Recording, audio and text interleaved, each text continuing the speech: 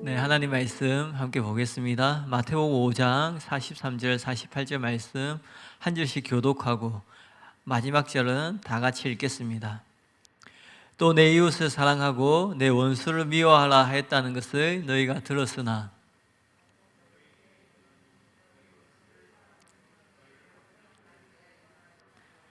이같이 한즉 하늘에 계신 너희 아버지의 아들이 되리니 이는 하나님이 그 해를 악인과 선인에게 비추시며 비를 의로운 자와 불의한 자에게 내려주심이라.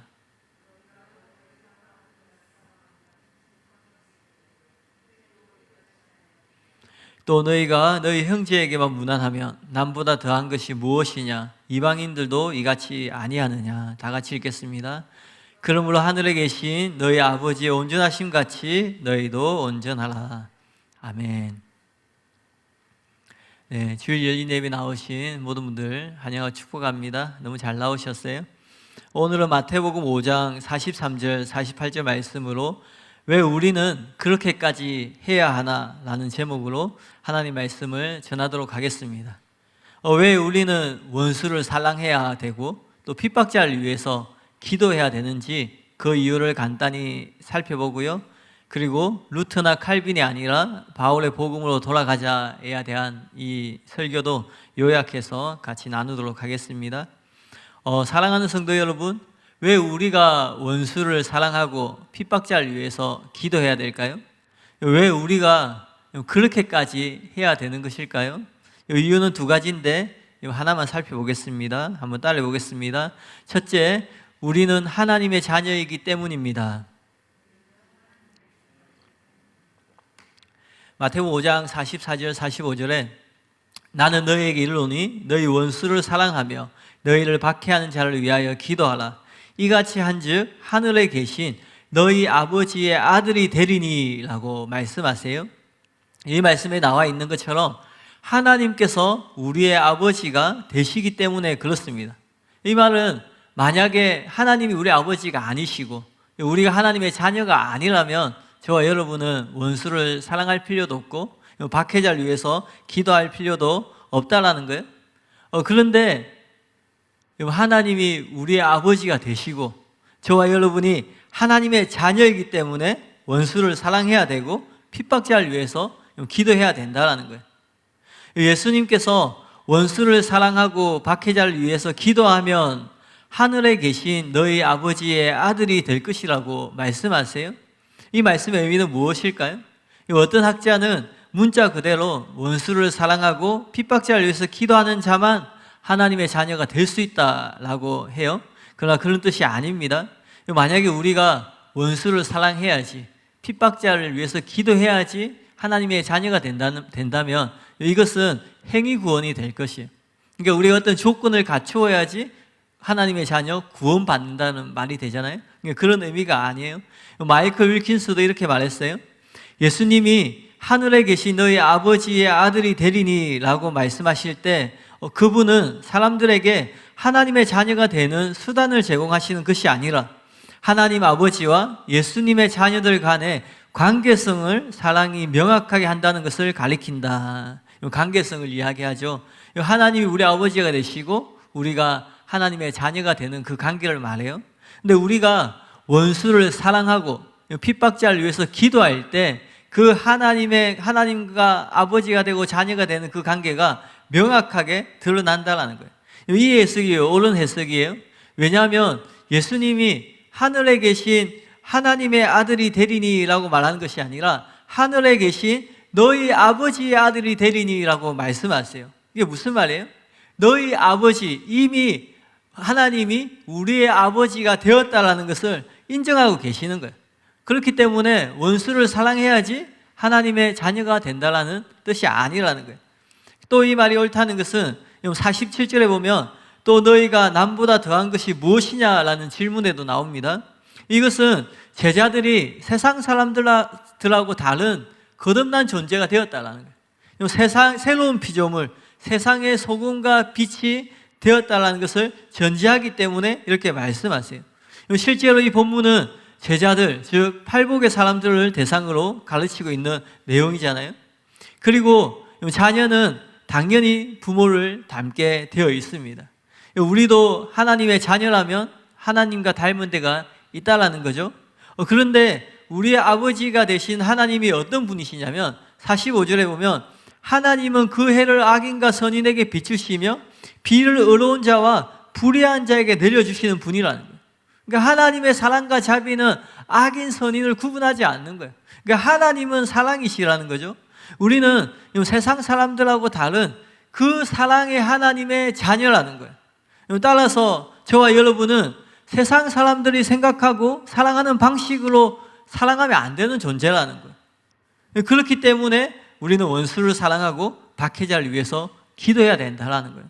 근데 우리 가운데 이런 생각을 가질 수 있어요?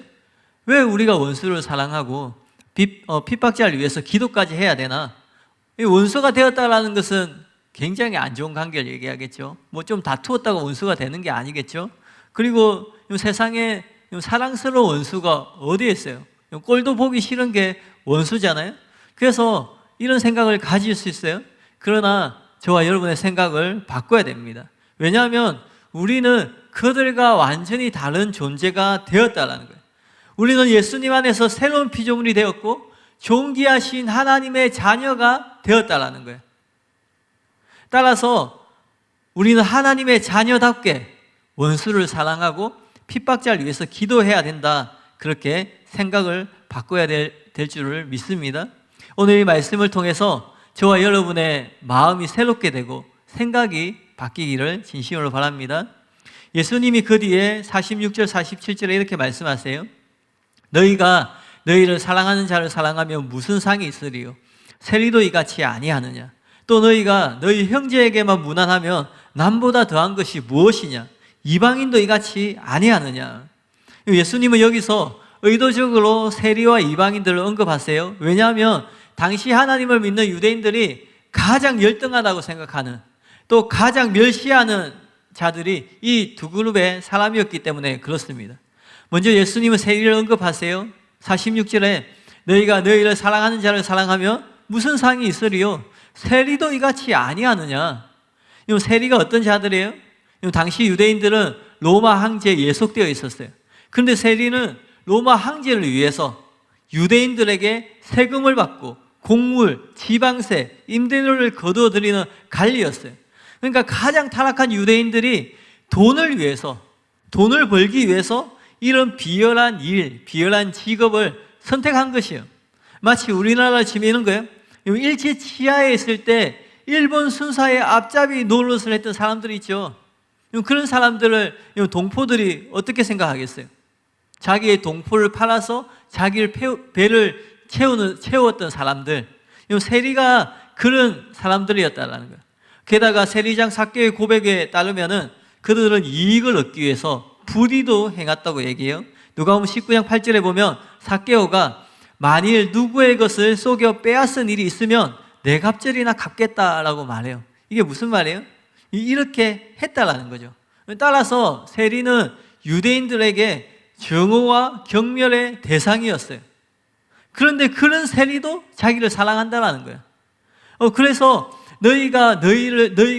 그런 세리도 자기를 사랑하는 자들을 사랑한다라는 거예요.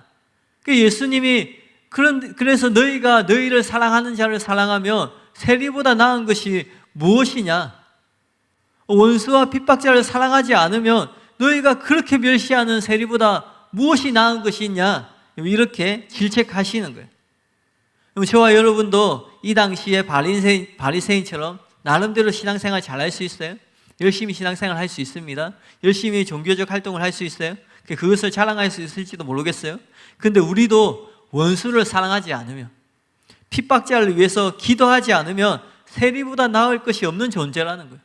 그러니까 우리도 예수님 말씀처럼 원수를 사랑하고 핍박자를 위해서 기도하지 않으면 일본 앞잡이보다 나은 것이 없는 존재라는 거예요. 충격적인 말씀이죠. 그러므로 저와 여러분은 반드시 원수와 핍박자를 사랑해야 되는 것이에요. 또 예수님이 이방인을 언급하세요. 47절에 또 너희가 너희 형제에게만 무난하면 남보다 더한 것이 무엇이냐? 이방인들도 이같이 아니하느냐? 세리는 명목상의 신자라고 한다면 이방인은 하나님을 믿지 않는 불신자예요. 아직 예수님과 제자들이 이방인 전도를 시작하기 전이었기 때문에 이 이방인들은 하나님의 자녀가 아니고 마귀의 자녀들이었어요. 그런데 마귀의 자녀들인 이방인도 자기 형제에게 무난한다라는 거예요. 그래서 예수님이 그 제자들에게 너희가 형제에게만 무난하고 원수를 사랑하고 핍박자를 위해서 기도하지 않으면 마귀의 자녀들인 이 이방인보다 나은 것이 무엇이 있느냐? 그러고도 너희가 하나님의 자녀라고 할 수 있겠느냐? 이렇게 말씀하신다라는 거예요. 저와 여러분이 정말 하나님의 자녀라면 하나님의 닮은 모습을 보여라. 지금 예수님이 그렇게 말하고 계시는 것이에요. 옳은 지적이죠. 그러므로 우리는 반드시 원수도 사랑하고 핍박자를 위해서 기도해야 됨을 믿으시길 바랍니다. 한편 모든 자녀는 실제로 어느 정도 부모를 닮습니다. 그러나 슬프게도 현실에 보면은 꼭 부모를 본받아야 되는 건 아니에요. 닮아서는 안 되는 부모가 존재하기도 해요. 극단적인 예이지만 최근 뉴스를 보면은 부모가 자녀를 죽이는 충격적인 사건들이 있습니다. 누구보다도 보호해줘야 되고 사실은 자기의 목숨을 걸고서라도 지켜야 되는 존재가 자녀들인데 그 자녀들을 죽이는 부모가 있는 거예요. 이렇게 타인보다 아니 원수보다 더 악한 부모가 있을 수도 있어요. 그런데 저와 여러분의 아버지가 되시는 하나님은 다르시다는 거예요. 왜냐하면 하나님은 영광이시기 때문에 그렇습니다. 사도행전 7장 3절에 보면 영광의 하나님이 말씀하세요. 그런데 마귀는 가짜 영광을 보여주면서 우리를 유혹해요. 마태복음 4장 8절에 보면 마귀가 또 그를 데리고 지극히 높은 산으로 가서 천하만국과 그 영광을 보여라고 말씀하세요. 여러분, 사람들은 이런 것들을 영광이라고 생각해요. 그런데 천하만국과 그 영광, 돈, 명예, 권력 이런 것들은 진짜 영광이 아니라는 거예요. 이것은 마귀가 추구하는 영광이에요. 이것은 하나님을 닮으려고 하는 것이 아니라 하나님의 자리를 빼앗으려고 했던 마귀가 추구하는 영광이라는 거죠. 그래서 단지 돈을 추구하고 단지 권력과 명예를 추구하는 삶은 마귀의 영광을 추구하는 삶이라는 거죠. 마귀는 자신이 추구했던 영광을 보여주면서 마귀의 자녀들에게 세상 영광을 추구하도록 미혹하는 것이에요. 사랑하는 성도 여러분, 참된 영광은 하나님 자신이고 하나님을 닮는 것임을 믿으시길 바랍니다. 사도 바울은 하나님이 우리를 택하신 목적이 예수님의 형상을 본받기 위한 것이라고 말했어요. 로마서 8장 29절에 보면 또한 그 아들의 형상을 본받게 하기 위하여 미리 정하였으니 라고 말씀하세요. 하나님께서 사람을 지으시고 하나님께서 저와 여러분을 부르신 목적이 있는데 바로 이 영광을 추구하라는 거예요. 마귀처럼 자리를 추구하다가 가장 낮은 자리인 지옥에 떨어지지 말고 영광을 추구하다가 가장 높은 자리인 천국에 올라오라는 거예요. 그리고 계시록에 기록되어 있는 것처럼 그 천국에서 주님의 보좌에 앉아서 영원히 왕노릇하는 다스리는 자가 되라는 것이 저와 여러분을 향한 하나님의 부르심임을 믿으시길 바랍니다. 이처럼 하나님은 영광으로 저와 여러분을 부르셨어요. 그런데 우리는 영광에 관심이 없는 거예요. 눈에 보이는 권력과 명예는 관심이 있어요. 이건 돈에는 저절로 우리의 관심이 갑니다.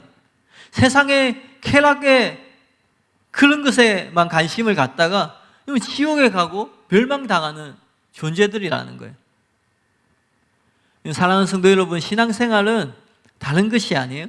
하나님의 목적과 부르심이 무엇인지 분명히 알고 영광을 추구하면서 나가는 것이에요. 신앙생활은 바로 하나님의 형상을 회복하는 여정이에요. 다르게 얘기하면 영광의 여정임을 믿으시길 바랍니다. 먼저 우리는 거듭남을 통해서 하나님의 형상이 기본적으로 회복됩니다. 골로새서 3장 9절 10절에 보면 너희가 옛사람과 그 행위를 벗어버리고 새 사람을 입었으니 이는 자기를 창조하신 이의 형상을 따라 지시기까지 새롭게 하심을 입은 자라. 고린도후서 3장 18절에 우리가 다 수건을 벗은 얼굴로 거울을 보는 것 같이 주의 영광을 보매 그와 같은 형상으로 변화하여 영광에서 영광으로 이르니 곧 주의 영으로 말미암음이니라. 이 영광을 봐야지 영광을 추구할 수 있습니다. 그래서 마귀도 헛되이 영광을 보여줌으로써 마귀의 영광을 추구하게 만드는 거예요. 근데 저와 여러분이 최초로 주님의 영광을 대면한 때가 있다는 거예요. 그 때가 언제였냐면 회심할 때였어요. 수건을 벗은 얼굴로 주의 영광을 본다는 것은 그리스도의 영광, 즉 진짜 예수님이 누구인지 바르게 깨닫는 것을 의미합니다. 그때 처음으로 우리 안에 하나님의 형상, 주님의 형상이 회복되는 것이에요. 이것이 거듭남을 통해서 경험하는 것이에요. 그 다음에 영광에서 영광에 이르니라는 말에 통해서 알 수 있는 것처럼 성화하는 과정도 주님을 닮아가는 것이에요. 또 마지막으로 영화가 있어요. 영혼뿐만 아니라 몸까지 주님을 닮는 것이에요.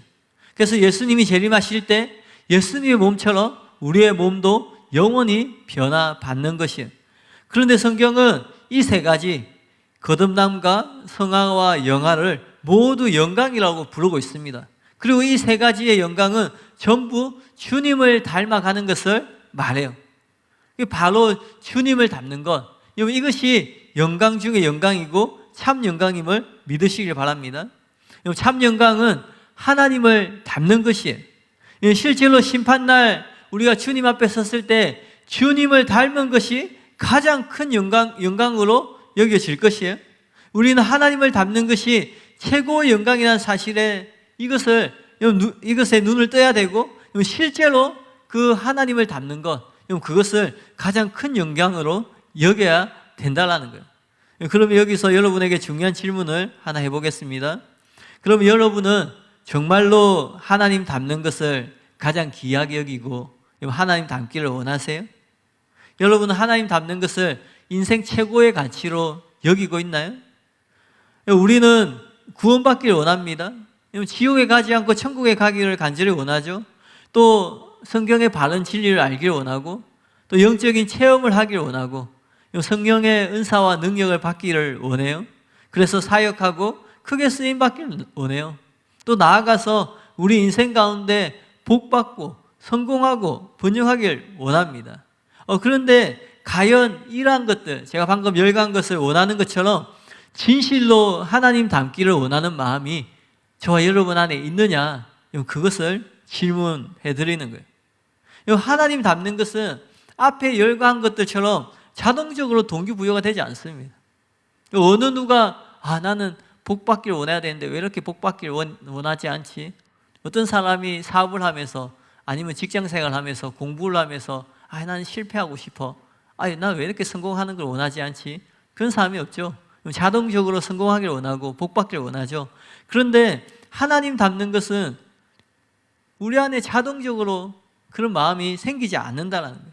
왜냐하면 우리는 대부분 영적이지 못하고 육적이고 세상적이기 때문에 그렇습니다.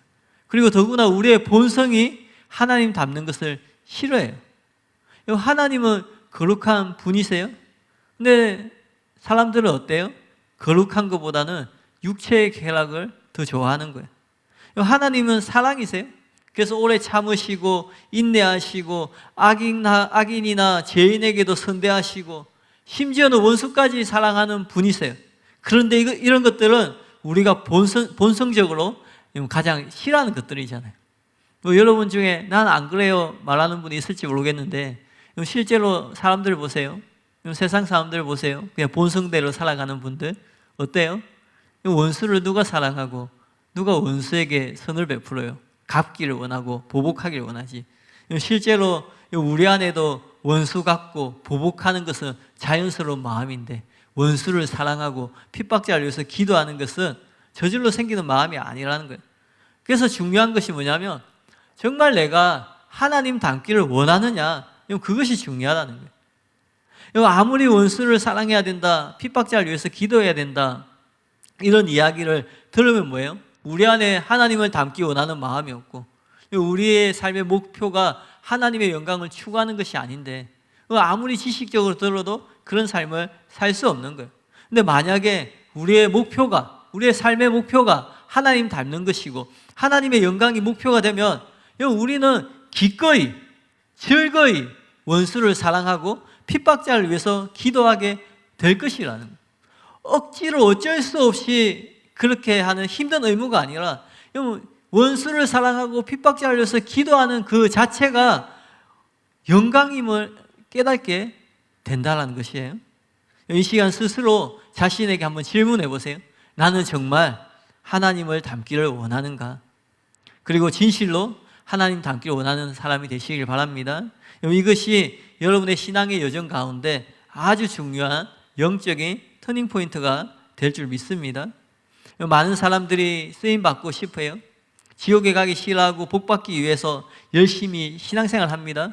근데 정작 신앙생활의 목표가 하나님 닮는 그것인 사람은 많지 않다라는 거예요. 그래도 감사한 것은 지금이라도 하나님 닮는 것이 가장 큰 영광이고 가치 있는 것이라는 것을 알게 된 것이 너무나 감사하고 다행이라는 거예요. 사랑하는 성도 여러분, 열심히 신앙생활을 하시면서 진짜 중요한 것을 놓치는 실수를 하지 않으시길 바랍니다. 진짜 중요하고 진짜 가치 있는 것은 바로 우리의 아버지가 되시는 하나님을 닮는 것임을 깨닫고 오늘 바로 여러분의 신앙의 중요한 터닝포인트가 일어나는 그런 날이 되기를 진심으로 바랍니다. 이렇게 설명을 드리는 이유는 우리가 예수님의 명령대로 악한 자를 대적하지 않고 원수를 사랑하고 핍박자를 위해서 기도하는 자가 되는 것이 그냥 우리가 결심했다고 우리가 노력한다고 되는 것이 아니기 때문에 그렇습니다. 반드시 우리 마음의 변화가 일어나야 된다는 거예요. 여러분의 10년 가운데 변화가 일어나야 된다는 거예요. 알프레드 플러머는 매우 지혜로운 이런 말을 했어요. 선을 악으로 갚는 것은 악마 같으며 선을 선으로 갚는 것은 인간적이며 악을 선으로 갚는 것이 하나님 같은 것이다. D.A. 카슨이 이렇게 말해요. 이로 인하여 핍박받는 것은 자신을 선지자 계열 위에 놓는 것이다. 의를 위하여서 핍박받는 것은 선지자 같은 그런 일이라는 거예요. 그러나 핍박자를 위하여서 기도하고 축복하는 것은 자신을 하나님의 성품의 연장 위에 놓는 것이다. 그러니까 신앙생활에서 가장 큰 영광, 어떻게 보면 가장 멋진 우리의 신앙의 승리는 무엇이냐면 원수를 사랑하고 핍박자를 위해서 기도하는 것임을 믿으시길 바랍니다. 이것을 마음에 새기고 절대로 잊지 마세요. 그래야여서 능히 원수를 사랑하고 핍박자를 위해서 기도하는 저와 여러분이 되시기를 예수님의 이름으로 축복합니다. 원수를 사랑하고 핍박자를 위해서 기도해야 되는 두 번째 이유는 생략하고요. 두 번째 말씀을 전할 텐데요. 할 수 있는 한 최대한 간략하게 나누어 보겠습니다. 네, 제 마음이 급한 게 느껴지시죠? 네, 물 한 번 더 먹고. 네, 오늘 또 일부 예배가 빨리 마쳐가지고요. 그래도 열린 예배가 본 예배보다는 빨리 마쳐야 되잖아요. 그래도 우리 열린 예배인데 예배 마치고 가는데 저기 2부 예배 마치고 다 가버리면은 여러분의 마음이 속상할 수 있잖아요. 그래서 그 마상이라고 하죠. 그렇지 않기 위해서 한번 최선을 다해서 두 번째 설교 해보도록 하겠습니다. 한번 따라해 보겠습니다. 루트나 칼빈이 아니라 바울의 복음으로 돌아가자. 네, 카페에 올라와 있는데 7번 들어야 될 설교인데 7번 들으셨나요? 네, 저는 7번이 아니라 7번을 70번이라도 들으면서 이렇게 준비했는데 한번 같이 살펴보겠습니다. 칭의에는 임의의 칭의가 있고 아직의 칭의라는 두 가지 면이 있습니다. 믿음과 은혜도 마찬가지로 두 가지 면이 있어요. 예수님을 구주로 믿는 것, 또 예수님을 임금으로 믿는 믿음 두 가지 면이 있고요. 예수님의 십자가 공로로 말미암아 값없이 제사함을 받는 은혜, 그리고 성령님을 통해서 죄에서 해방이 되어서 하나님 말씀대로 살아갈 수 있는 은혜, 이렇게 두 가지 면이 있어요. 이렇게 칭의, 믿음, 은혜가 두 가지 면이 있는데 이 두 가지 면이 합해져야지 성경이 말하는 믿음, 칭의, 은혜가 되는 것이에요. 담임 목사님께서 지난번 로마서 적흥설교에서 로마서 3장 5절까지는 첫 번째 측면을 설명한 것이고 6장은 두 번째 측면을 설명한 것이라고 보고 거기에 나오는 구절들을 같이 살펴보았는데 실제로 그런 내용이었어요. 그래서 이것이 맞다고 생각하셨는데 여기에 수정사항이 생겼습니다. 담임 목사님께서 로마서에 나오는 은혜라는 단어를 전부 찾아서 조사를 해보셨어요? 그래서 로마서 6장 14절, 15절을 빼고 그 전에 나오는 은혜들이 전부 첫 번째 측면에 초점을 맞춘 은혜들인 거예요. 그리고 이제 로마서 6장부터 이후에 나온 은혜들을 살펴봤어요. 그러면 두 번째 측면에 초점을 맞춰져 있을 것이라고 예상했는데 실제로 보니까 거의 전부가 첫 번째 국면과 관련 있는 은혜였다라는 거죠. 그러니까 로마서를 단순히 로마서 6장부터는 은혜의 두 번째 면을 설명한 것이다 라고 구분하는 것이 불가능하다는 것이에요. 그래서 3장, 5장은 복음의 첫 번째 측면, 6장, 8장은 복음의 또 다른 측면, 이렇게 무자르듯이 나눌 수 있는 것이 아니라는 거죠. 그래서 수정이 필요하게 되었다는 거예요. 이것을 깨닫게 되셔서 로마서 적응설교를 카페에서 내렸습니다. 오늘은 수정 보완된 설명을 해드리려고 하는데 관심을 가지고 주의 있게 살펴보시길 바랍니다. 오늘 우리가 살펴봐야 될 게 5가지입니다. 열심히 갈 길이 멀어 보이지만 열심히 달려가 보겠습니다. 한번 첫째 따라해 보겠습니다. 로마서의 전체적인 구조. 로마서는 담임 목사님께서 전에 말씀하신 것처럼 복음, 믿음, 은혜의 다른 면들을 3에서 5장은 1단계, 6에서 8장은 2단계를 설명하고 있는 것이 아니었어요. 즉 복음의 다른 면을 설명하고 있는 것이 아니라 같은 복음을 설명해요. 3장, 5장에서도 같은 복음, 6장, 8장에서 같은 복음을 설명해요. 그런데 대상이 달라서 설명이 서로 다르다는 거예요. 그렇지만 5장까지가 복음의 첫 번째 면이고 그 후는 복음의 두 번째 면을 설명하고 있다는 말이 수정이 필요하지만 완전히 틀린 말은 아니에요. 담임 목사님이 지난번에 이 적응설교 하시면서 가슴이 콩닥콩닥 뛴다, 심장이 두근두근한다, 막 흥분이 된다 그렇게 말씀하셨는데 그 말에 근거가 없는 것이 아니었어요. 왜냐하면 완전하진 않지만 분명히 거기에 놀라운 빛이 있었기 때문이에요. 실제로 바울은 로마서와 갈라디아서에서 그런 순서로 복음을 설명하고 있어요. 그러나 3장과 5장 그리고 6장, 8장에서 바울이 단순히 복음의 첫 번째 면, 복음의 두 번째 면을 단계적으로 설명하고 있는 것이 아니라는 거예요. 같은 복음을 설명하고 있는데 싸우는 대상이 다르다는 거예요. 그래서 이렇게 정리해야 돼요. 한번 띄워보시겠어요? 같은 복음을 설명하고 있지만 대상이 다르기 때문에 다른 변론으로 설명하는 것이고 따라서 그 내용도 다른 것이다. 그러니까 3장, 5장과 6장, 8장이 다른 이유는 복음이 달라서, 측면이 달라서 그런 것이 아니라 같은 복음을 설명하는 것인데 그 복음을 설명하는 대상이 다르다는 거예요. 이렇게 해야지 더 철저하게 성경적인 해석이 되는 것이에요. 그렇다면 바울은 복음을 올바로 전하기 위해서 무엇을 상대로 싸우며 복음을 변론하고 있는지 살펴보겠습니다. 먼저 3장, 5장은 첫 단계의 설명이 아니라 율법주의에 대항해서 복음을 변호하고 있어요. 그래서 율법에 대항하여서 믿음을 강조하고 행위가 아니라 은혜가 되는 것이라고 강조하고 있는 거예요. 같은 복음을 설명하지만 율법주의에 대항해서 설명하고 있기 때문에 여기에는 두 번째 국면에 대한 설명들이 필요하지 않는 거예요. 그래서 율법의 행위가 아니라 믿음과 은혜를 계속 강조하는 거죠. 그러나 6장, 8장에서는 역시 3장, 5장에서 설명한 같은 복음을 설명하고 있지만 율법주의가 아니라 율법주의의 반대가 되는 무율법주의를 상대로 복음을 변화하는 거예요. 같은 복음이지만 설명하고 반박해야 될 내용이 다른 거예요. 그래서 은혜를 다하게 하려고 죄에 거하겠느냐? 혹은 우리가 법 아래 있지 않고 은혜 아래 있으니 죄를 지으리요? 이런 질문을 하면서 거기에 대한 답변을 하고 있다는 거예요. 그 답변을 간단하게 요약하면 그럴 수 없다.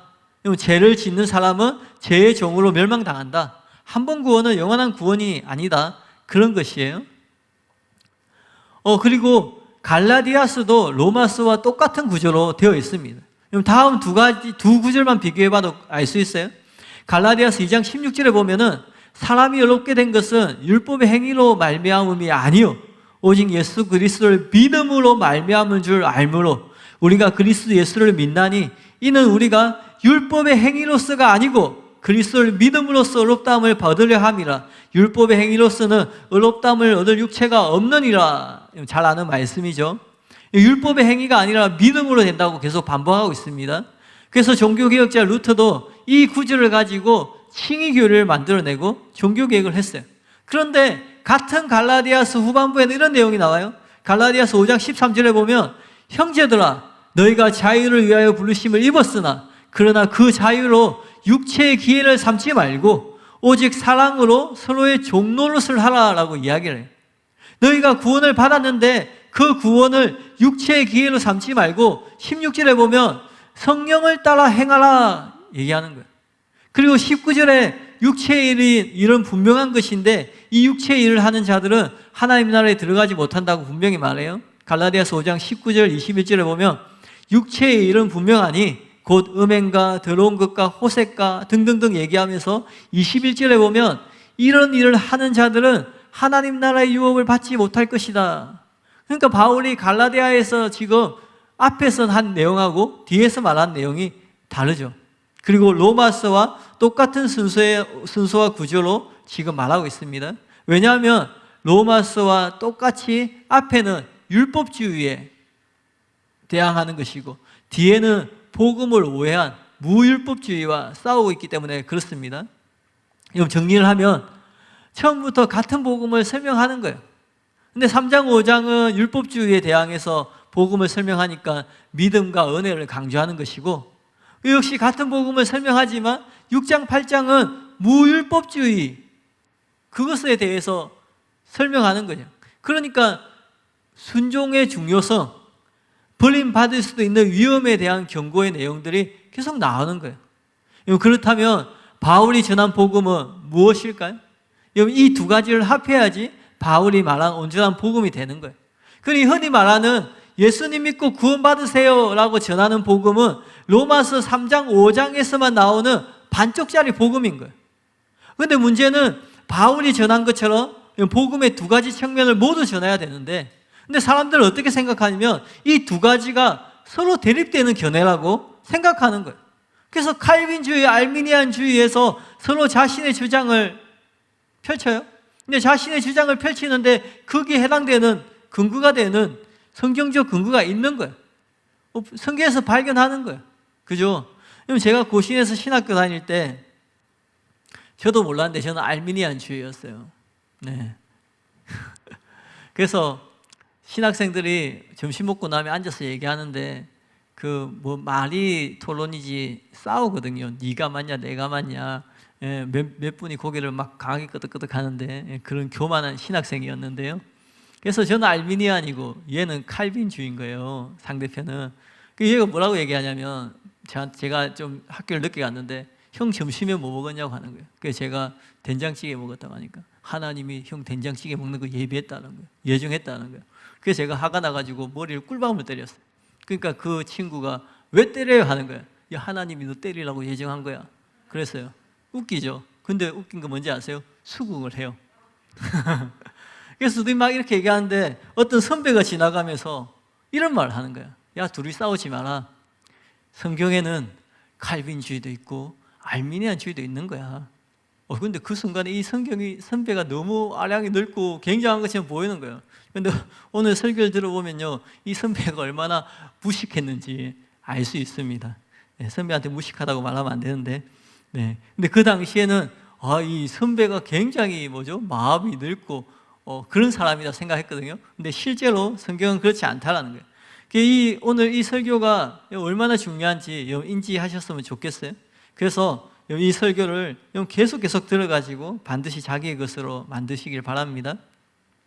한편 루터는 주로 율법주의에 대한 설명만 가지고 로마서 3장에서 5장 또 갈라디아서 2장에서 3장 그 내용을 가지고 칭의의 교리를 만들고 교리화시켰어요. 그리고 그것이 개신교 전체에 퍼져나가면서 개신교의 아킬레스건이 되었어요. 근데 칭의의 교리는 최근에 많은 학자들, 특히 김세윤 교수님 같은 분들이 하시는 것처럼 임의의 칭의와 아징의 칭의가 있다고 말해야 돼요. 그렇게 하기 위해서는 로마서 3장, 5장이 아니라 로마서 3장에서 8장까지 그 모든 내용을 가지고 만들어내야 되는 거예요. 그런데 율법주의에 대항한 그 앞부분만 가지고 칭의 교리를 만들어내는 거예요. 그러니까 어떻게 돼요? 반쪽짜리 칭의 교리가 되는 거죠. 이건 반쪽짜리 복음이 되고 반쪽짜리 은혜가 되고 반쪽짜리 믿음이 되는 것이에요. 근데 진짜 복음은 이 앞부분과 뒷부분을 합해야 진짜 복음이 돼요. 근데 단순히 합하는 것이 아니라 이것을 잘 조화시켜야 됩니다. 이건 잘 조화시킨다는 것은 어떤 의미냐면 로마서 3장 5장에서 율법의 행위로 구원받는 것이 아니라 오직 믿음으로 구원받는다고 강력하게 말해요. 그리고 로마서 6장 8장에서 어떤 사람이 구원받는 사람인가 말하는데 어떻게 말하냐면 로마서 6장 2절에 보면 그럴 수 없느니라 죄에 대하여 죽은 우리가 라고 얘기를 하는 거예요. 7절에는 이는 죽은 자가 죄에서 벗어나 어렵다 하심을 얻었다라고 얘기를 해요. 이건 구원받는 사람이 누구냐면 죄에 대하여 죽은 사람이라는 거예요. 죄에 대해서 죽은 자가 아니면 의롭다함을 받은 자가 아니라고 말하고 있죠. 이건 죄에 대해서 죽어야 죄에서 벗어나서 더 이상 죄의 종노릇 하지 않게 되기 때문에 그렇습니다. 이렇게 로마서 6장에 보면은 로마서 3장과 5장에서 나오지 않았던 새로운 면들이 나타나는 거예요. 우리가 믿음으로 구원을 받고 어렵다함 받는 것이 맞습니다. 그런데 우리를 어렵다게 만드는 믿음은 어떤 믿음인가? 그것은 죄에 대하여서 우리를 죽게 만드는 믿음이라는 거예요. 그러니까 죄에 대하여서 죽게 만드는 요소가 없으면 그것은 성경이 말하는 믿음이 아니에요. 그것은 가짜 믿음인 거예요. 로마서 6장 17절 18절에 보면 하나님께 감사하리로다 너희가 본래 죄의 종이더니 불신자였죠.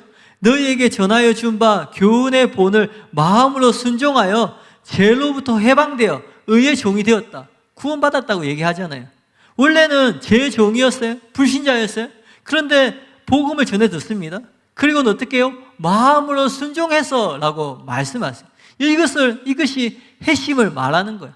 이것은 이제 죄를 끊어버리고 하나님 말씀대로 살겠다고 마음으로 순종하는 것을 얘기하는 거예요.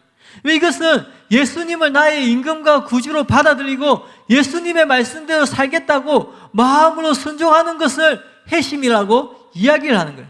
그래서 죄로부터 해방되어서 의의 종이 되었다라는 거예요. 이건 구원받았다라는 거죠. 이걸 다르게 얘기하면 의롭다함을 받았다라는 거예요. 의롭다함을 받았다는 게 뭐예요? 칭의를 말하는 거예요. 그러니까 칭의가 어떤 사람에게 주어지나요? 마음으로 순종하는 자에게 주어진다라는 거예요. 여기서 진짜 믿음이 무엇인지 보여주는 거예요. 그러니까 믿음이란 단순히 예수님 믿습니다. 예수님 메시아시고 하나님의 아들이십니다. 예수님이 십자가에 죽으시고 부활한 것을 믿습니다. 라고 그런 고백을 말하는 게 아니라 이것도 믿음의 요소이지만 단순히 이런 것이 믿음이 아니라는 거예요. 진짜 믿음은 자기의 죄를 회개하고 예수님을 임금과 구주로 모셔드리고 예수님의 말씀대로 살기로 결단해서 마음으로 순종하여서 몸의 순종이 따라오는 것, 그것이 진짜 믿음임을 믿으시길 바랍니다. 그렇기 때문에 로마서 10장 9절 10절 말씀 인용하면서 단지 입으로 시인하고 믿는다고 구원받는 게 아니라는 거예요. 여기서 말하는 믿음도 마음으로 순종하여서 행함이 따라오는 진짜 예수님을 임금과 구주로 받아들이고 예수님 말씀에 순종하는 믿음을 로마서 10장 9절 10절에서 말하는 거예요. 그러니까 지식으로 동의하고 입으로 고백하는 게 아니라 진짜 마음으로 동의하고 순종하는 것. 앞에서 율법의 행위로 구원받는 것이 아니라고 가차없이 말합니다. 뒤에서도 여전히 율법의 행위를 인정하는 것은 아니에요. 그러면서도 마음으로 순종하는 믿음이 산출하는 육체의 순종, 이게 뭐예요? 행함이잖아요. 이 행함을 필수적인 요소로 바울이 말하고 있다는 거예요. 믿음이 순종을 낳는 것이 아니라 애초에 그 믿음, 진짜 믿음 안에는 마음으로 순종하는 요소가 있는 거예요. 그러니까 순종, 행함이 없는 믿음은 가짜 믿음이 되는 것이라는 거예요. 여기 야고보는 이것을 획기적으로 야고보 2장에 보면은 아브라함과 기생 라합을 예를 들면서 뭐라고 얘기하냐면 행함으로 의롭다함을 받았다라고 말하고 있는 거예요. 지금 많은 교회들이 놓치고 있는 것이 이것이에요. 이렇게 믿음의 두 가지 면을 합해서 진짜 믿음이 되는데 앞면만 가지고 믿음이라고 하는 거예요.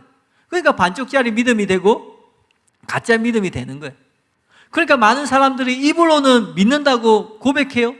하지만 삶 가운데, 일상 가운데 마음으로 순종하지 않는 삶을 살아가잖아요. 얼마나 많은 사람들이 교회를 다니고 예수님 믿는다고 고백하고 자기의 종교는 기독교라고 고백하면서도 하나님 말씀대로 살지 않잖아요. 왜 그래요? 마음으로 순종하지 않는 거예요. 이해가 가시나요? 이 로마서를 통해서 믿음의 두 가지 면을 설명드렸어요. 서두에 말씀드린 것처럼 갈라디아서도 똑같은 구조로 되어 있습니다. 아까 인용한 갈라디아서 2장 16절을 통해서 바울은 율법의 행위가 아니라 믿음으로 의롭다함 받는다고 재차 강조하고 있어요. 그런데 바울이 갈라디아서 5장 6절에서 똑같은 믿음을 말하면서 이렇게 말해요. 갈라디아서 5장 6절에 보면 사랑으로서 역사하는 믿음뿐이라고 얘기를 해요. 바울이 갈라디아서 2장에서 율법의 행위가 아니라 믿음으로 의롭다함을 받는다 그렇게 강조했죠.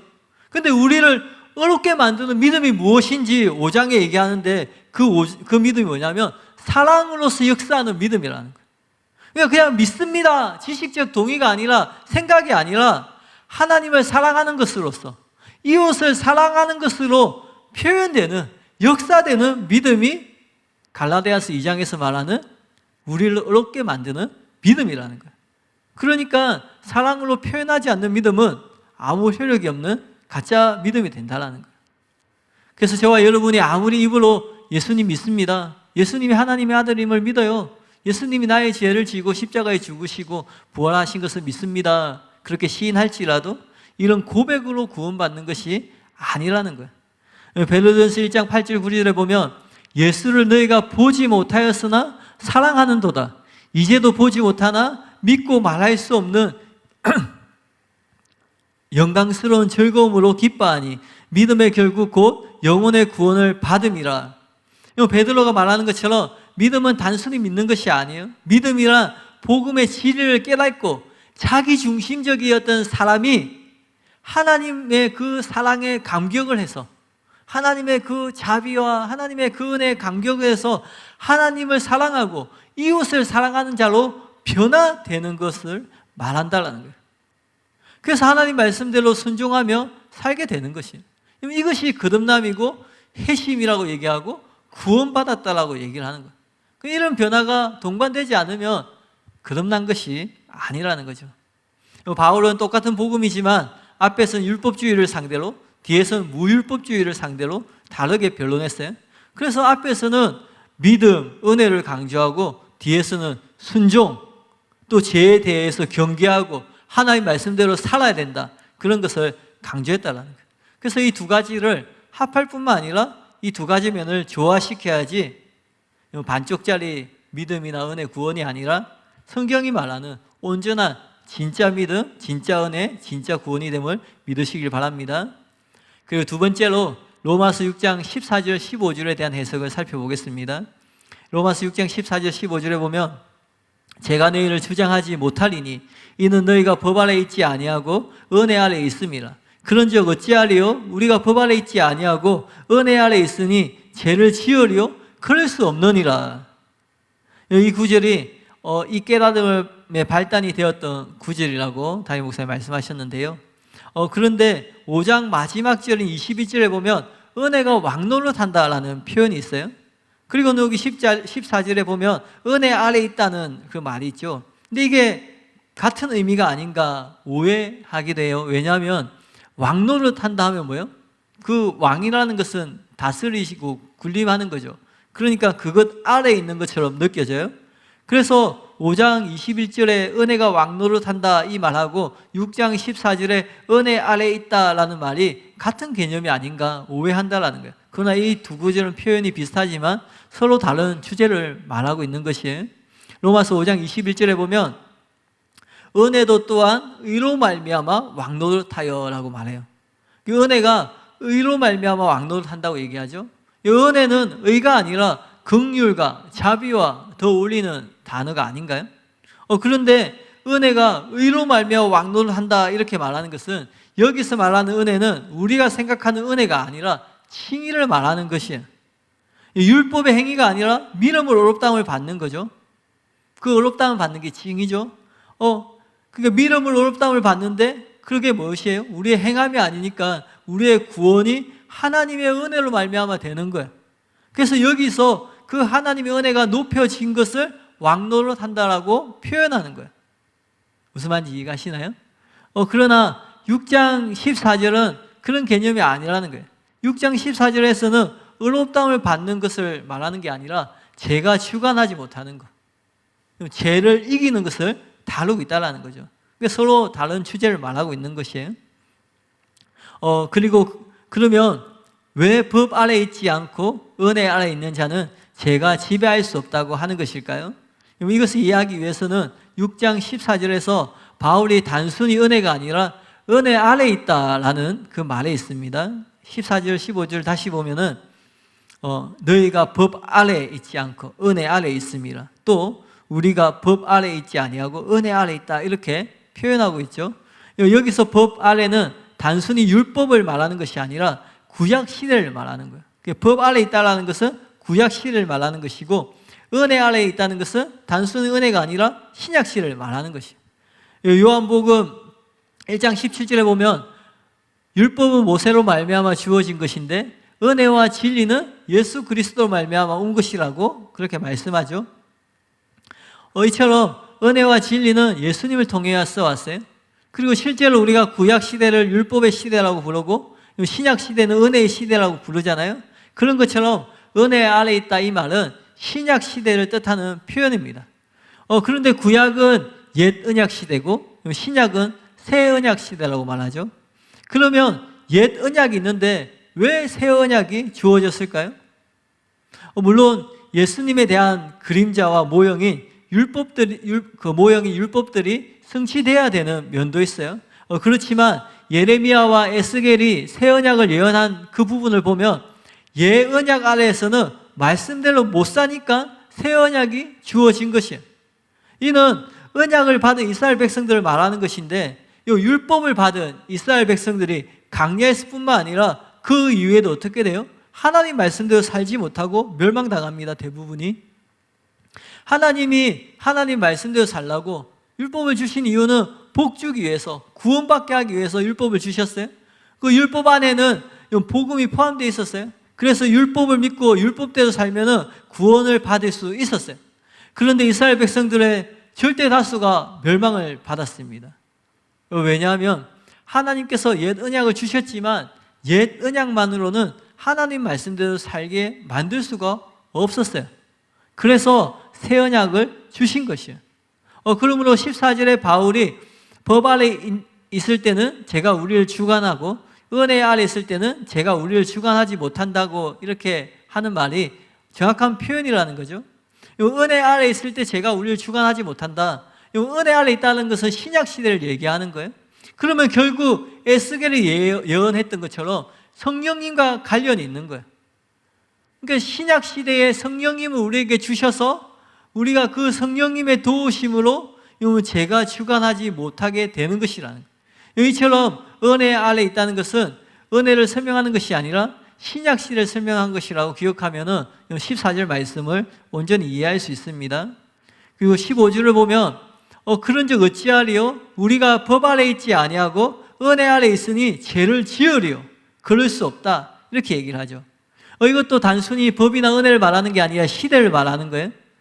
은혜 아래 있지 않다는 것은 말씀해 보면은 법 아래 있지 아니하고 은혜 아래 있다라는 것은 결국 법 아래 있지 않다는 뜻이죠. 그러니까 사람들이 뭐라고 질문하냐면 그럼 이제 법 아래 있지 않으니까 죄를 지어도 상관없다는 말인가? 이렇게 질문한다는 거예요. 물론 복음 전체를 제대로 이해하며 이런 질문을 할 수 없어요. 그러나 이런 질문을 던지는 지금 바울의 대적자들은 어떤 사람이에요? 어떤 사람이냐면 율법주의자들이었어요. 그러니까 율법의 문제에 민감한 거예요. 근데 바울이 뭐라고 얘기하냐면 법 아래 있지 아니하고 은혜 아래 있다고 하니까 뭐 법이 없다고? 율법이 없다고? 그렇게 발끈하는 거죠. 그러니까 민감하게 반응하는 거예요. 그리고 그때나 지금이나 이런 대적하는 자들은 설명을 잘 안 들어요. 그리고 자기 마음대로 추론하고 단정합니다. 한 가지 예를 들면은 아직도 사랑하는 교회를 신사도 운동하는 교회라고 지적합니다. 사람들이. 신사도 운동을 반대하는 책을 몇 권이나 담임 목사님 출간했어요. 근데 뭐라고 얘기하냐면 예전에 신사도 운동하는 그런 해외 강사들 초빙하지 않았냐. 언제적 얘기를 하는지 모르겠어요. 그러면서 꼬투리를 잡아요. 근데 저와 여러분은 담임 목사님 설교를 꾸준히 잘 들어왔기 때문에 왜 담임 목사님께서 지금은 그런 해외 강사들을 초청하지 않는지 이유를 잘 아시잖아요. 근데 아무튼 여러분 대적자들은 공정하게 듣지 않습니다. 열린 마음으로 듣지 않아요. 단지 꼬투리를 잡기 위해서 듣습니다. 그래서 바울이 법 아래 있지 않고 은혜 아래 있다 이렇게 얘기를 하면 그러면 은혜 아래 있는 것은 무엇인지 제대로 설명을 들어야 되는데 그렇게 하지 않고 법 아래 있지 않다. 율법주의자니까. 그렇게 얘기하니까 그 말만 듣고 발끈하는 거예요. 그러면서 뭐라고 얘기해요? 그럼 법 아래 있지 않으면 죄를 지어도 되느냐? 이렇게 따지는 거예요. 그러니까 바울이 성도들이 미혹당하지 않도록 이것에 대한 답을 로마서 6장에 하는 거예요. 바울로 대답하죠. 그렇지 않다라고 얘기를 해요. 왜냐하면 법 아래 있지 않다는 것은 죄를 지어도 심판받지 않는다. 그런 의미가 아니에요. 율법이 폐해졌으니까 이제 말씀대로 살지 않아도 된다. 그런 의미가 절대로 아니라는 거예요. 예수님은 그런 식으로 율법을 폐하러 오신 것이 아니라는 거예요. 그러면 법 아래 있지 않다. 율법이 폐해졌다. 이 말의 의미는 무슨 뜻일까요? 이것은 구약의 방식으로 하나님 섬길 필요가 없다라는 거예요. 구약의 방식이 뭐예요? 짐승 잡는 거. 양 잡고 비둘기 잡고. 그럴 필요가 없죠.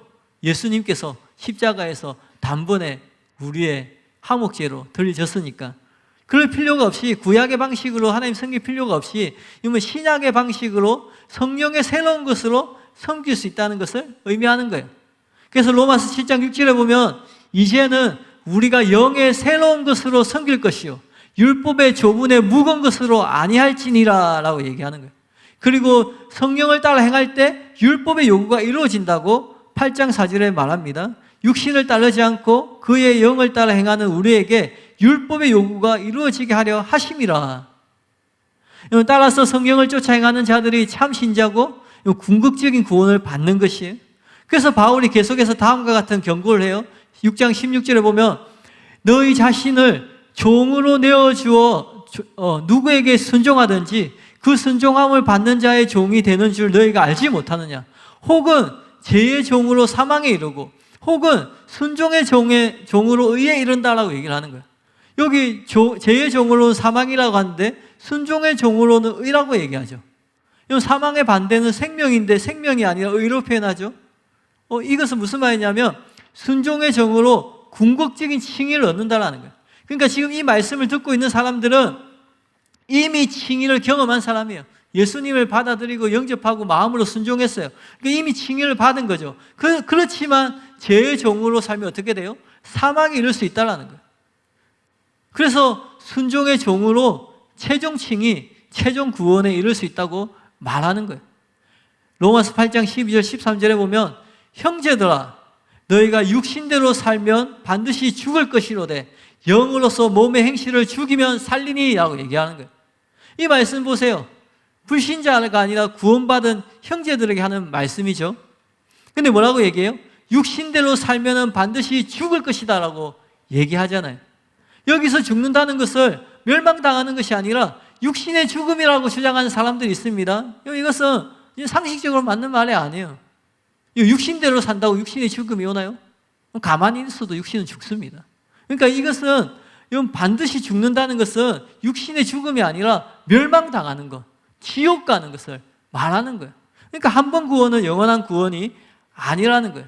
방금 인용한 두 구절들은 이 14절을 전통적으로 법 아래 있지 않으니 죄를 지어도 정죄를 받지 않는다. 그래서 말씀대로 살지 않아도 상금이 없을 뿐이지 적어도 천국 간다. 부끄러운 구원 받는다. 그렇게 해석할 수 없다라는 것이죠. 그러므로 우리는 복음의 진리를 바르게 깨닫고 두렵고 떨림으로 우리의 구원을 이뤄 나가야 될 줄 믿습니다. 네. 이제 로마서 6장 1절과 15절에 대한 로이드 존즈 주장을 잠시 살펴볼 텐데요. 로마서 6장 1절에 보면 이렇게 얘기해요. 그런즉 우리가 무슨 말을 하리요? 은혜를 더하게 하려고 지혜에 거하겠느냐? 15절에 보면 그런즉 어찌하리요? 우리가 법 아래 있지 아니하고 은혜 아래 있으니 죄를 지으리요? 이 두 가지 질문이 나오죠. 로이드 존즈는 바울이 칭의의 복음을 설명할 때 이런 두 가지 질문을 받았다라는 거예요.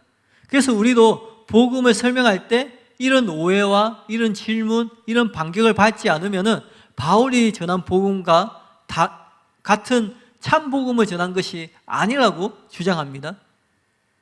그런데 성경에 지금 방금 6장 1절 15절 읽었잖아요. 또 로이드 존즈의 주장이 타당하죠. 로이드 존즈의 주장이 맞는 것 같아요. 그래서 담임 목사님이 고민하셨어요. 왜냐하면 담임 목사님께서 전하는 복음을 전할 때 이런 의문을 가지고 대적하는 사람이 없다라는 거죠. 여러분도 마찬가지죠. 저와 여러분 중에 사랑교회 말씀을 듣는데 이런 의문 드신 분 있나요? 그 은혜를 더 받게 하기 위해서 나는 죄를 더 많이 지어야 되겠다. 그렇게 생각하는 분 계세요? 근데 법 아래 있지 않고 은혜 아래 있으니까 나 이제 죄를 지어도 되겠다. 그렇게 생각하는 사람이 아무도 없죠. 여기 담임 목사님이 오랫동안 고민하셨어요. 이건 사랑하는 교회는 회개를 강조하고 행함 있는 산 믿음, 한 번 구원은 영원한 구원이 아니라 버림받을 수 있다는 것, 그리고 자기의 몸을 쳐서 복종시켜야 하는 것을 강조하는데 바울의 복음을 듣고 가졌던 의문을 가지는 사람이 아무도 없는 거예요. 그러니까 우리가 전하는 복음과 바울이 전하는 복음과 다른 것인가? 혹시 우리가 놓친 부분이 있는가? 우리가 부분적으로 잘못 전하는 것이 있는가? 그렇게 고민할 수 있겠죠? 담임 목사님이 이런 고민을 30년을 넘게 하셨어요. 그런데 성경에 분명히 사랑하는 교회에서 전하는 내용 그것도 있고, 그리고 로이드 존즈가 하는 주장도 분명히 성경에 나오고, 또 로이드 존즈의 그 주장도 논리적으로 볼 때 문제가 없으니까 담임 목사님은 이것을 평생 이제 답을 얻을 수 없는 수수께끼라고 생각하셨어요. 그리고 또 때로는 이것 때문에 불편하고 불안해하기도 하셨다고 하셨어요. 그런데 여기에 대한 답을 비로소 얻게 되었습니다. 그 답을 소개해 드릴게요. 지금 로이드 존즈가 지적한 이 질문, 6장 1절 15절 질문은 뭐냐면 3장과 5장에서 율법주의에 대항하여서 칭의의 교리를 설명하면서 믿음과 은혜를 강조하고 율법의 행위를 부인하는 데서 나온 반론이에요. 틀림없죠. 실제로 위치도 3장과 5장을 설명하고 그 다음에 위치에 있잖아요. 그러므로 그것은 3장과 5장까지 내용에 대한 반론이지 3장부터 8장까지 복음 전체에 대한 반론이 아니라는 거예요. 따라서 복음 전체를 이해하고 설명하면 이런 반론이 안 나온다는 거죠. 그러므로 꼭 그런 반론이 나와야지 바른 복음이라고 주장하는 그 로이드 존즈의 주장은 로이드 존즈의 착각이라는 거예요.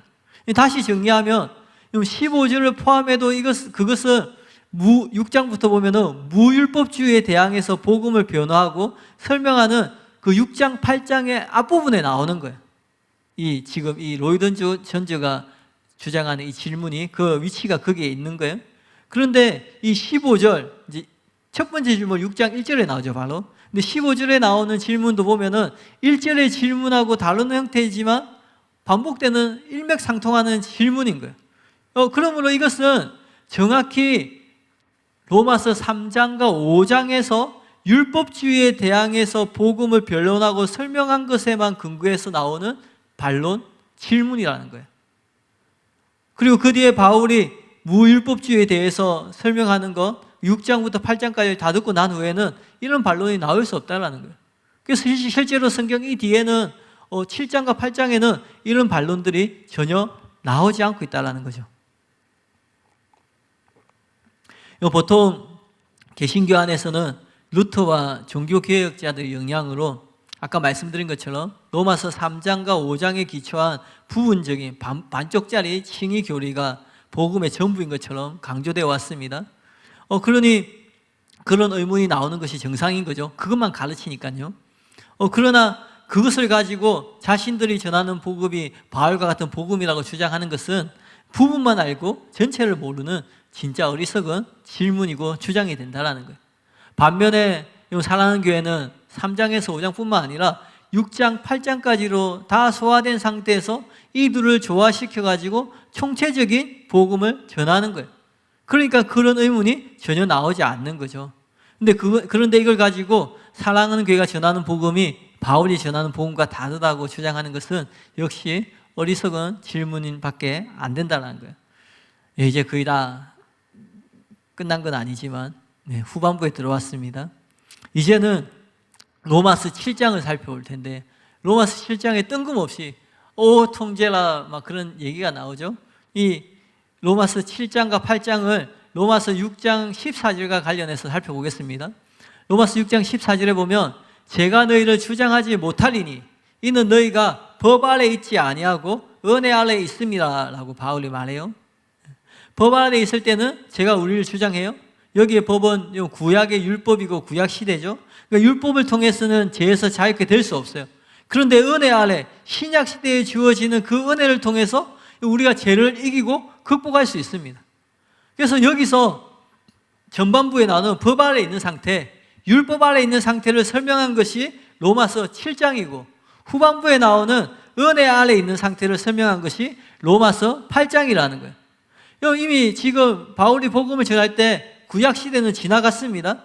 그런데 구약 시대처럼 율법으로 하나님을 섬기는 사람들이 있는 거예요. 근데 그런 사람들의 결과가 무엇이냐면 7장에 나오는데, 예를 들면은 7장 23절 24절에 죄의 법으로 나를 사로잡는 것을 보는도다. 오라 나는 공고한 사람이로다. 이 사망의 몸에서 누가 나를 건져내랴. 이 누구에게 하는 얘기냐면 바울이 자기에게 하는 얘기가 아니라 여전히 구약 시대를 살아가고 있는 사람, 율법을 지키려고 하는 사람. 근데 율법은 어떻게 해요? 죄에서 자유케 할 수 없는 거예요. 그러니까 고백하는 거죠. 오라 나는 공고한 자로다. 이 사망의 몸에서 누가 나를 건져낼 수 있겠냐? 율법으로는 건져낼 수 없다라는 거예요. 이렇게 죄에 종된 상태로 살다가 멸망받을 수밖에 없다는 거예요. 7장의 설명이 그것을 설명하는 거예요. 그래서 6장 이후에 7장이 나오지만 7장의 내용이 구원받은 그리스도의 경험이 아니라는 거죠. 이해가시나요? 그러면 바울은 왜 7장에 뜬금없이 이런 내용을 설명하고 있을까요? 우리는 법 아래 있지 않고 은혜 아래에 있어서 죄가 우리를 주장하지 못해서 구원받아요? 이 말은 은혜 아래 있다고 해서 죄를 지으면 마음대로 살아도 구원받는다는 그런 뜻이 아니라고 설명드렸죠. 은혜 아래 있다고 해서 마음 놓고 죄를 지어도 된다는 말이 아니에요. 그러면 마음 놓고 죄를 짓는 것이 아니라 그럼 우리가 어떻게 하나님 말씀대로 살 수 있는지에 대한 가르침이 필요한 거예요. 그런데 법 아래 있을 때, 율법 아래 있을 때 그것이 불가능하지만 은혜 아래 있을 때만 그것이 가능하다고 바울이 주장하잖아요. 그러면 먼저 법 아래 있을 때 왜 그것이 불가능한지, 어떻게 그것이 불가능한지를 설명해야 되잖아요. 그래서 로마서 7장에 먼저 그것을 설명하는 거예요.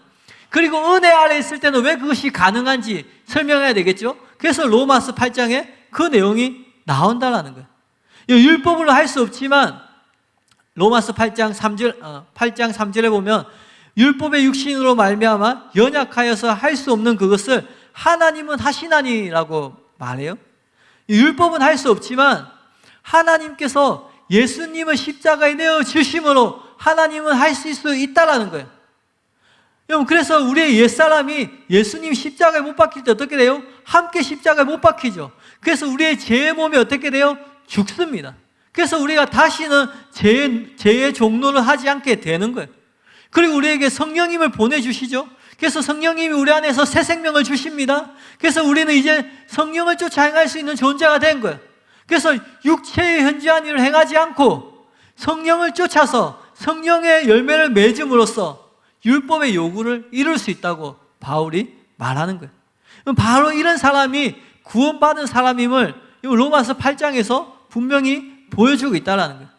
그래서 흔히 사람들이 야, 바울도 봐라, 로마서 7장을 인용하면서 바울도 봐라, 자기 원하는 것을 행하지 못했다고 그렇게 하지 않냐, 그러면서 하나님 말씀대로 살지 못하는 것, 그것을 스스로 합리화시키고 그렇게 하면 잘못된 해석이 된다는 거예요. 7장은 율법으로 하나님 말씀대로 살 수 없는 것을 현실감 있게 리얼하게, 그래서 사도 바울이 오 통제라 그렇게 고백하는 거예요. 이제 로마서 6장, 7장, 8장 내용들이 이해가시죠? 드디어 마지막입니다.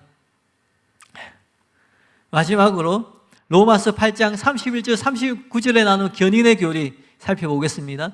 로마서 8장 35절에 보면은 누가 우리를 그리스도의 사랑에서 끊으리요? 39절에 보면 우리를 우리 주 예수 안에 있는 하나님의 사랑에서 끊을 수 없다, 이렇게 얘기를 하는 거예요. 그러니까 한 번 구원은 영원한 구원이다 라고 주장하고 있는 것 같은 부분이죠. 이 부분을 마지막으로 다뤄보겠습니다. 그런데 사도 바울이 이미 6장에서 견인의 교리에 대해서 다음과 같이 말해요.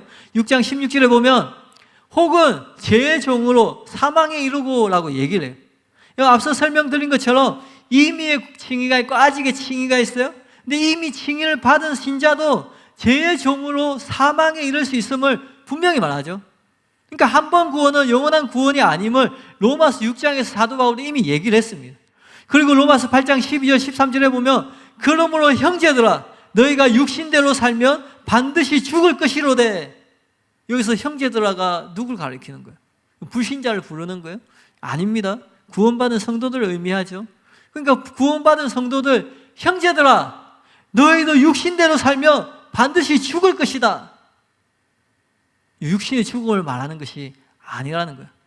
그런데 아까 사도 바울이 6장에서도 이미 칭의를 받았지만 죄의 종으로 사망에 이르게 될 것이라고 얘기하는데, 또 8장 12절에도 지금 보면은 형제들이지만 구원받은 신자지만 육신대로 살면은 반드시 멸망당할 것이라고 얘기하는데, 근데 그 사도 바울이 만약에 뜬금없이 8장 31절 39절에서 갑자기 한 번 구원은 영원한 구원이다 이렇게 주장한다면 이것을 어떻게 성경이라고 할 수 있겠어요?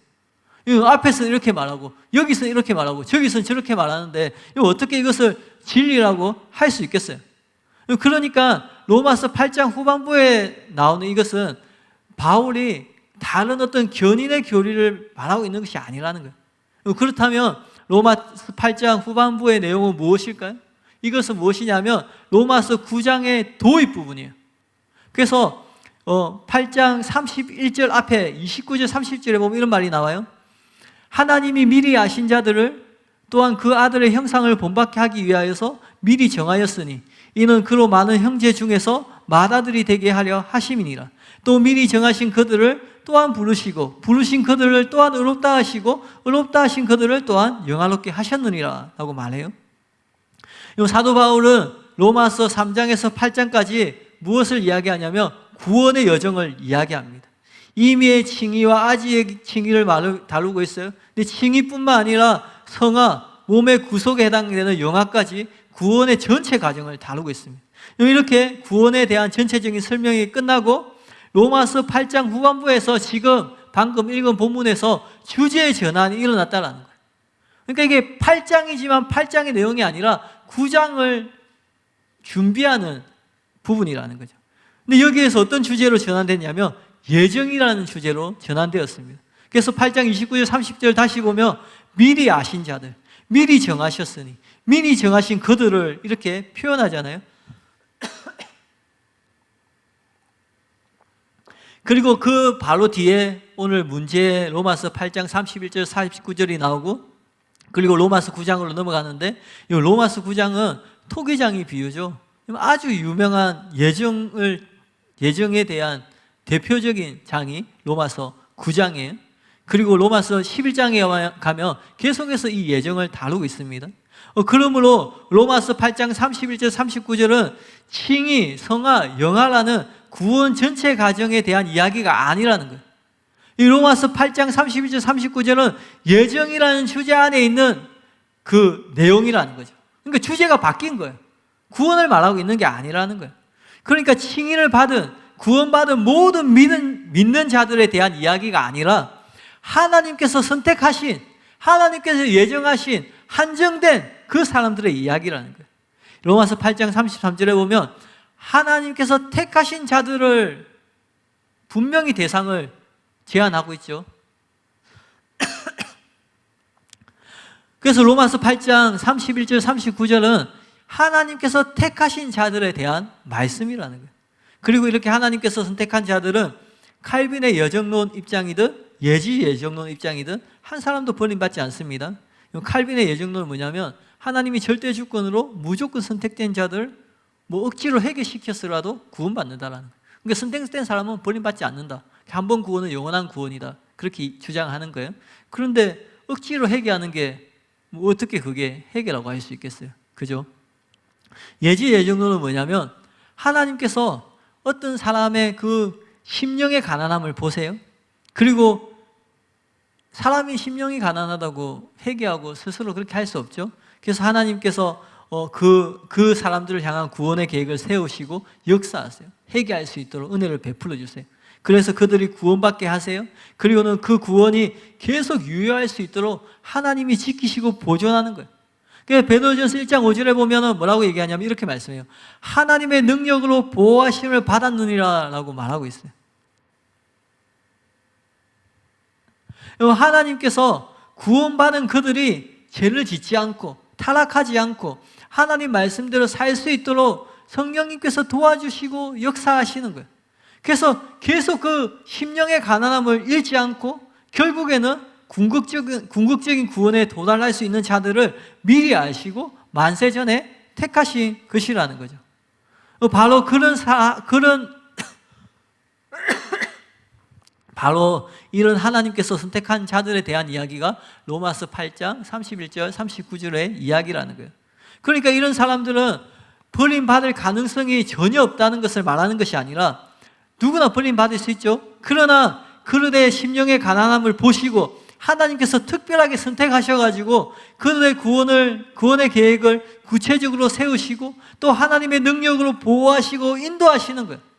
그런 하나님의 능력과 도우심을 의지해서 끝까지 심령의 가난을 잃지 않고 구원받을 수 있는 자들이 선택받았는데 그렇기 때문에 이런 사람들 중에는 버림받는 사람이 한 사람도 나오지 않는다는 것을 말하는 거예요. 그러니까 바울은 지금 예정을 이야기하면서 이것을 이야기하는 거예요. 구원받은 모든 신자를 말하는 것이 아니라는 거죠. 그럼 이런 질문을 할 수 있겠죠. 그러면 구원받은 신자와 예정된 사람은 다르다는 것입니까? 이건 다릅니다. 성경은 분명히 그것을 구분하고 있어요. 구원받은 신자들 안에 예정된 사람이 포함될 수 있지만 그러나 구원받은 신자 모두가 예정된 사람은 아니라는 거예요. 한번 이미지 띄워보시겠어요? 제가 좀 쉽게 이해할 수 있도록 만들어 봤는데 이미지를 한번 보면서 설명을 들어보세요. 네, 보세요. 구원받은 모든 신자들 안에는 예정된 사람이 있어요. 선택된 사람들이 있고 그렇지 않은 사람들이 포함되어 있어요. 그렇지 않은 사람은 어떤 사람들이에요? 구원받았지만 배교할 수 있고 타락할 수 있고 또 나중에 신앙이 미지근해져가지고 허지부지하게 될 수 있는 사람들이 포함되어 있는 거예요.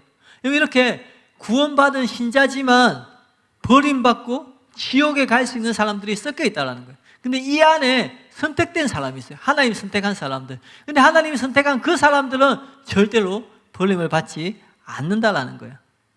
이해가세요? 누가 선택받았냐? 아무도 모르죠. 하나님 선택하셨으니까. 누가복음 8장 13절에 보면은 바위에 있다는 것은 말씀을 들을 때에 기쁨으로 받으나 뿌리가 없어 잠깐 믿다가 시련을 당할 때 배반하는 자요라고 나요. 말씀을 들을 때 기쁨으로 받았습니다. 그리고 믿었어요. 그러면 구원받았어요? 안 받았어요? 여기 보면은 잠깐 믿다가라고 말하죠. 그럼 한 번 더 질문해 보겠습니다. 예수님을 얼마나 믿어야지 구원을 받을 수 있어요? 예수님을 믿고 어느 정도 시간이 지나야 되나요? 천국에 가서 이제 결제가 되고 승낙이 되고 이제 라이센스가 나오고 이제 너는 구원받은 천국 백성이라 그 자격 받는 그때까지 구원이 유효해지는 그 시간이 얼마나 될까요? 예수님을 믿으면 즉시 구원을 받습니다. 이거 믿으시나요? 그러면 이 마가복음 8장 13절에 나오는 사람은 구원받은 사람이에요? 아니에요? 분명히 구원받은 사람이죠. 그리고 구원받은 사람이니까 시련을 당할 때 배반하는 자요라고 나오죠. 구원받았으니까 배반하는 거잖아요. 구원받지 못한 사람은 뭐예요? 마귀의 자녀죠. 이 마귀의 자녀인데 뭐 배반할 것이 뭐가 있어요? 그냥 마귀의 자녀는 그냥 그대로 살다가 지옥 가는 것인데 복음을 기쁨으로 받아서 믿음으로 구원받았지만 결국 천국에 가지 못하고 그리고 구원받은 사람과 그러니까 구원받은 사람과 선택된 자들과 다르다는 거예요. 그러니까 로마서 8장 31절 39절에 나오는 사람은 모든 구원받은 사람 말하는 게 아니에요. 하나님께서 선택한 사람을 얘기하는 거예요. 담임 목사님께서 구원받은 사람들과 선택된 사람에 대해서 좀 더 자세히 설명한 부분이 있는데 이거는 카페에서 직접 들어보시길 바랍니다. 로마서 8장 31절 39절 말씀을 최종 정리하면은 이제 다 끝났습니다. 이 말씀은 하나님께서 예지 예정으로 모든 것을 아시고 선택된 자들이 결국 하나도 버림받지 않는다는 예정의 의미이지, 예수님 믿고 구원받은 교회 안의 모든 신자들이 한 번 구원은 영원한 구원이기 때문에 절대 버림받지 않는다, 그런 의미가 아니라는 거예요. 그러니까 이 말씀은 견인의 교리가 아니에요. 예수님을 믿고 구원받은 사람들 가운데도 배반하고 또 타락함으로써 버림받는 사람들이 수없이 많습니다. 여러분 실제 그래요. 여러분 그동안 신앙생활 좀 하신 분들 생각해 보세요. 이전에 같이 신앙생활 했던 분들, 뜨겁게 신앙생활 했던 분들, 저는 고등학교 때부터 교회를 다니고 고3이 되는 그 고등학교 2학년 겨울방학 수련회 때 예수님을 만났는데 함께 뜨겁게 주님을 섬겼던 친구들 있어요? 막 뭐 회장도 하고 뭐 섬긴도 하고 해외 단기 선교도 나가고 봉사도 하고 구제도 하고 뭐 그랬던 친구들 있어요? 근데 그 모든 성도들이, 여러분 그 모든 친구들이 100% 여전히 신실하게 신앙생활 잘하고 있나요? 여러분 주변은 어떤가요? 여러분 그렇지 않죠. 그러니까 이 말씀은 실제라는 거예요. 그러니까 한 번 구원은 영원한 구원이 아니라는 거예요. 구원받은 사람도 버림받을 수 있다는 거예요. 그리고 이 견인의 교리, 한 번 구원은 영원한 구원이 아니라는 이 견인의 교리도 성경을 봐야지. 깨어있어라, 두렵고 떨림으로 구원을 이루어라, 끝까지 견디는 자는 구원을 얻으리라, 이런 말씀들을 제대로 이해할 수 있는 거예요. 이건 제대로 이해가 돼야지 제대로 믿고 제대로 신앙생활 하다가 천국 가는 거 아니겠어요? 근데 한 번 구원은 영원한 구원이고 또 이 구원도 하나님의 절대 주권으로 선택한 거예요. 하나님 선택한 사람은 절대 버림받지 않습니다. 그리고 반대로 선택되지 않은 사람은 무슨 짓을 해도 구원받지 못해요. 아무리 열심히 교회를 다녀도 구원받지 못해요. 이 견인의 교리를 가지고 성경을 보면 왜 깨어 있어야 되고 왜 구원을 이루어 가야 되고 왜 끝까지 견뎌야 되는지 이해가 안 가는 거예요. 심지어는 그럼 전도는 왜요? 선교는 왜요? 결국 어떻게든 하나님께서 구원할 사람은 구원하실 텐데 근데 뭐라고 얘기하냐면 누가 구원받은지 모르니까 복음을 전해야 된다, 그렇게 얘기를 해요. 그게 말이 안 되는 거죠. 그러니까 잘못된 교리를 지키려고 하다 보니까 억지로 만들어 가는 거예요. 그럼 내가 중국에 가서 내 생명을 다 바쳐서 복음을 전했는데 그 중에 선택받은 사람이 아무도 없으면 어떻게 돼요? 그럴 수가 없는 거죠. 예. 그러므로 로마서 8장 31절 39절 말씀은 한 번 구원은 영원하며 한 번 구원은 받으면 절대 버림받을 수 없다라는 그런 견인의 교리를 주장하는 것이 아니라는 거예요. 실제로 구원받은 사람도 버림받을 수 있습니다. 네, 끝입니다. 네, 열린 마음으로, 공정한 마음으로 오늘 말씀을, 담임 목사님 전한 말씀을 들으시면 구원받은 사람도 버림받을 수 있다는 교리가 바울이 전한 견인의 교리임을 분명히 알 수 있을 것이에요. 이 정도 설명하고 말씀드리면 누구든지 충분히 납득이 되어 있을 것이라고 생각합니다. 여러분도 카페에 올라와 있는 담임 목사님 설교를 7번만 듣는 것이 아니라 진짜 7번에 70번이라도 들으셔가지고 완전히 이해하셔서 그리고 또 다른 분들에게 충분히 설명해 드릴 수 있는 저와 여러분이 되시기를 진심으로 바랍니다.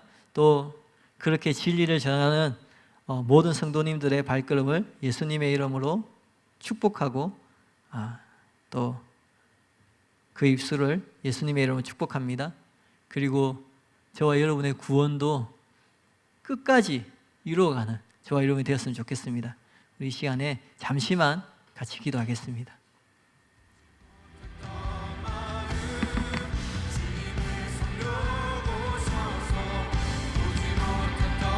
살아계신 하나님, 하나님 은혜에 감사를 드립니다.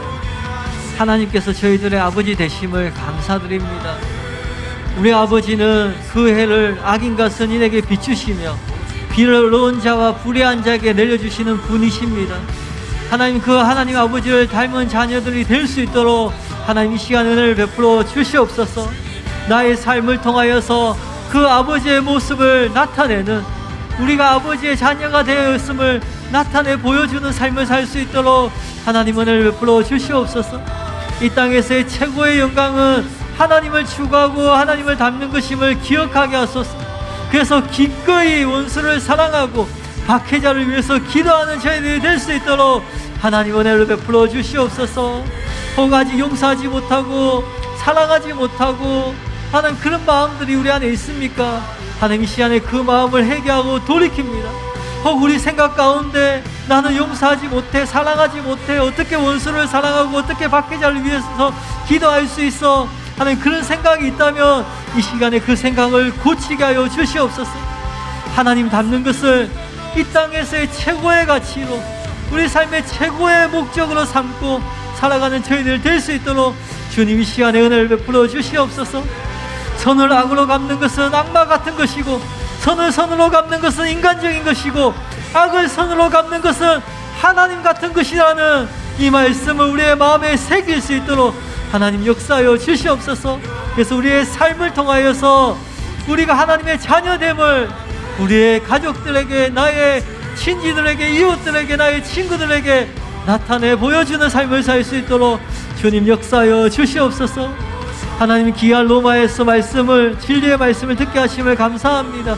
단순히 진리의 말씀을 지식적으로 받아들이는 것이 아니라 이 진리의 말씀을 우리의 마음에 새길 수 있도록 은혜를 베풀어 주시옵소서. 그래서 우리의 마음으로부터 순종하는 삶을 살 수 있도록, 그래서 우리의 삶을 통하여서 우리의 믿음이 사랑으로 역사하는 믿음이 될 수 있도록 은혜를 베풀어 주시옵소서. 사랑하는 주님, 너무나 많은 목회자들이, 너무나 많은 성도들이 반쪽짜리 칭의 복음을 가지고 그것이 진리인 것처럼 착각하며 신앙생활을 하고 있습니다. 하나님, 우리에게 겸손한 마음을, 가난한 심령을, 들을 귀와 열린 눈을, 열린 마음을 허락하신 것처럼 이 땅의 수많은 목회자들에게, 성도들에게, 나의 사랑하는 가족들에게, 나의 친구들에게, 나의 친지들에게 하나님 은혜를 베풀어 주셔서 그들의 마음을 열어주시고 그들의 굳어있는 마음을 만져주시고 하나님 역사하여 주시옵소서. 무율법주의에 속아서, 값싼 복음에 속아서 헛되게 신앙생활하다가 멸망당하지 않도록 하나님 역사하여 주시옵소서. 또한 하나님, 우리에게도 계속 은혜가 필요함을 고백합니다. 계속 하나님의 은혜가 필요함을 고백합니다. 우리도 계속 가난한 마음, 겸손한 마음을 놓치지 않도록 하나님 은혜를 베풀어 주시고, 하나님 우리의 구원이 정해진 것이 아니라, 결정된 것이 아니라는 것을 기억하고 끝까지 구원을 이루어갈 수 있도록 깨어서 두렵고 떨림으로 끝내 최종 구원을 이루는 모든 성도님들 될 수 있도록 하나님 역사하여 주시옵소서. 하나님 함께하여 주시옵소서. 하나님 감사합니다. 이 모든 말씀을 살아계신 예수님의 이름으로 기도하였습니다. 아멘.